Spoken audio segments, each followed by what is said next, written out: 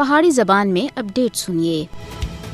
مسئلہ کشمیر دے منصفانہ حل تھی بغیر جنوبی ایشیا وچ مستقل امن قائم کسی بھی صورت وچ نہیں ہو سکتا۔ علاقائی امن دا انحصار کشمیری عوام دی مرضی دے مطابق تنازع کشمیر دے حل دے ہوتے ہے۔ بھارت پچھلے 75 سالاں تھے تنازع کشمیر دے منصفانہ حل دی راہ دے وچ سب دی بڑی رکاوٹ بنیا ہویا ہے۔ مودی حکومت کشمیریاں دے ناقابل تنسیق حق خود ارادیت دے حصول دی جدوجہد کو کسی بھی صورت وچ دبا نہیں سکتی۔ کشمیریوں کو یہ حق حاصل ہے کہ وہ اپنی خواہشات دے مطابق تنازع کشمیر دا حل ڈھونڈن۔ بھارت کو یاد رکھنا چاہیے کہ اس دی جبر دی پالیسی مقبوضہ ریاست جموں کشمیر دے وچ ناکام ہو چکی ہے۔ بھارت دی ہردرمی دی وجہ تھی بالخصوص جنوبی ایشیا اور بالعموم دنیا دا امن خطرے دے وچ ہے۔ بھارت سن کشمیری عوام دے اوتے بے پناہ ظلم کیتا ہے۔ کشمیری پچھلے 75 سالاں دے بھارتی ظلم برداشت کر رہے ہیں۔ بھارتی فوجی کشمیریوں دی آزادی دی آواز کو گولیاں دے ذریعے دبانے دی کوشش کر رہے ہیں۔ بھارت سن مقبوضہ جموں کشمیر وچ زندہ رہن دے حق سمیت تمام بنیادی حقوق ادھر دے لوکاں کولوں کھس کے دین، کیونکہ بھارتی فوجیوں کی طرف سے کشمیریوں کو ہر دیہڑے قتل گرفتار کرنا معمول بن گیا ہے۔ مودی دے بھارت سن کشمیریوں دے اوتے مظالم دے تمام ریکارڈ توڑ کے دے۔